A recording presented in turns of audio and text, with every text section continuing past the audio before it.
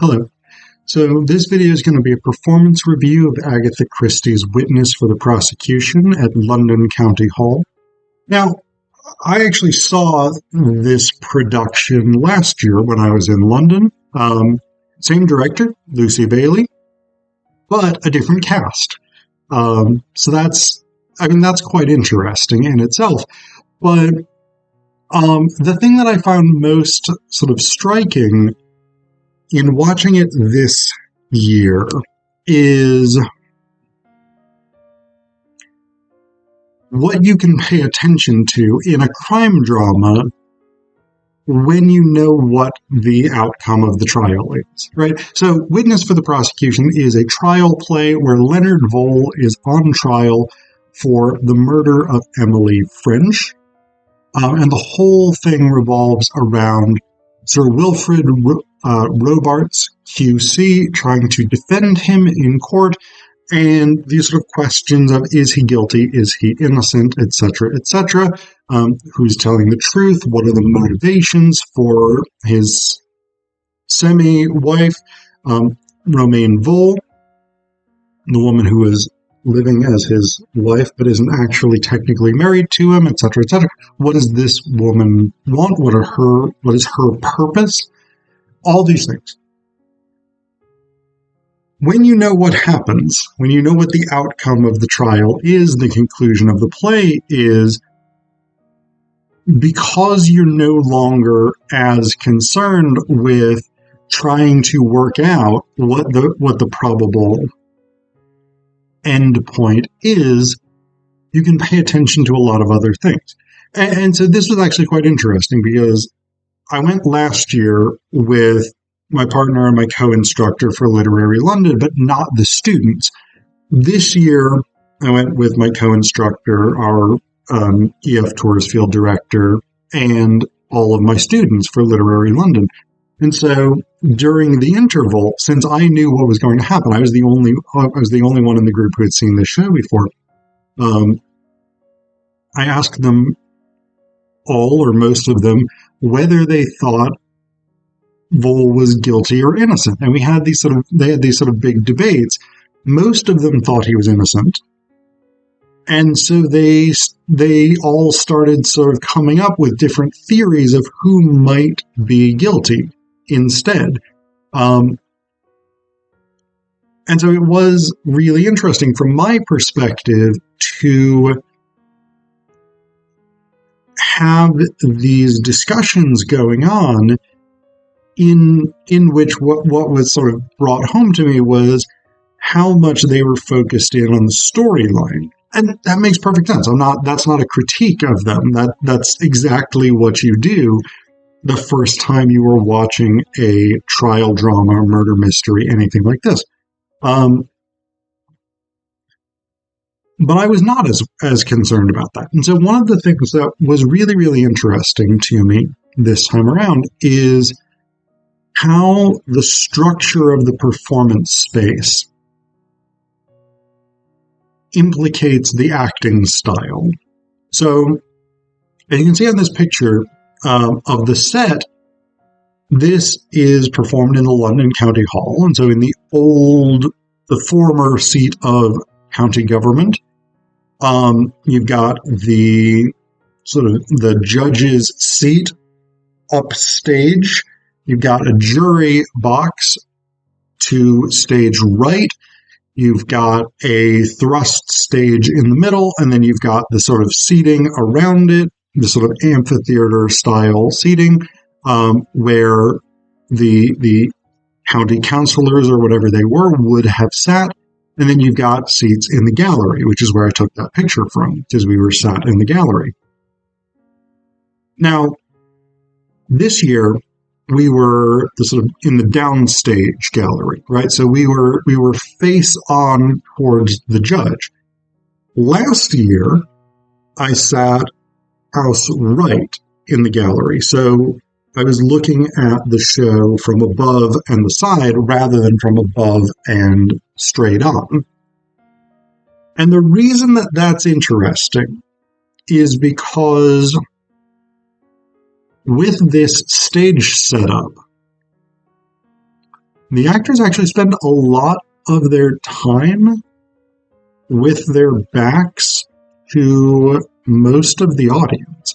And sitting behind them in this case really brought that home to me, because right, one of the traditional sort of maxims of performance is don't have your back to the audience, act towards the audience.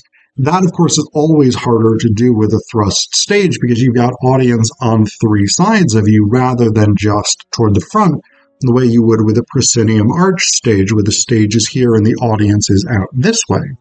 But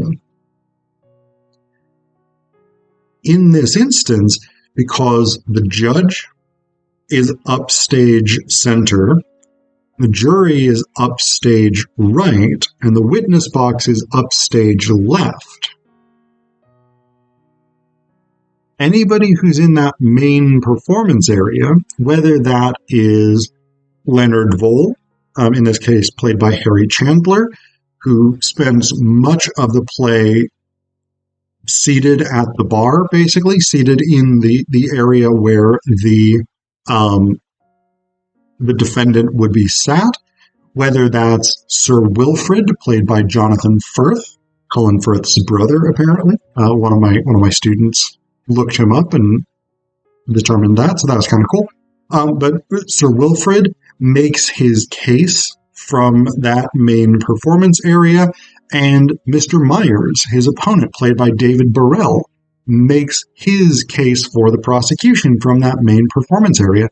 And a lot of it, because they're trying to simulate an actual courtroom environment, a lot of the discussion is directed toward the judge, upstage center, towards witnesses, upstage left, or toward the jury, upstage right. Which means that for us as the audience, a lot of the action happens with the performers' backs to us. Now, that's not true, for instance, for the judge, played by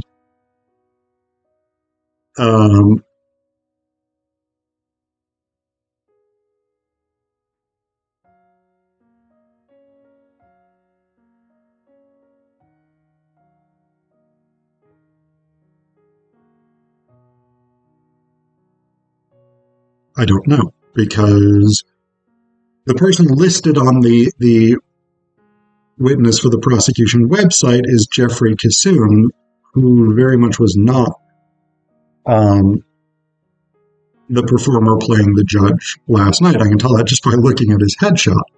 But like, the judge obviously was faced towards us basically the whole time with his back toward the upstage wall. But again, you've got this strange dynamic where, in the interest of building this sort of immersive courtroom experience, where the trial scenes are meant to make us feel that we are actually experiencing a trial, that we are actually sort of embedded in this legal contest over Leonard Vole's fate, that takes away from that tradition of acting. And so when Firth or Chandler or Burrell or whoever it is addressing the judge or a witness or the jury, they aren't addressing us, which is, again, a striking dynamic, because ultimately we are the people for whom the performance is being done. And so it's interesting. And again, I didn't really pick up on that last year. It wasn't something that I was struck by, in part because I was seated at a different angle. And so I wasn't in sort of the main section of the audience, which is the downstage section. And I wasn't quite as conscious of, like, when you're sat to the side of a thrust stage, it's not that unusual to have performers with their back to you or their side to you or whatever it is. But when you're sat in the downstage portion of the audience, it is much more unusual. And so I became very conscious of that this year, in part because, again, I was at liberty to focus on the performance rather than thinking about the case itself.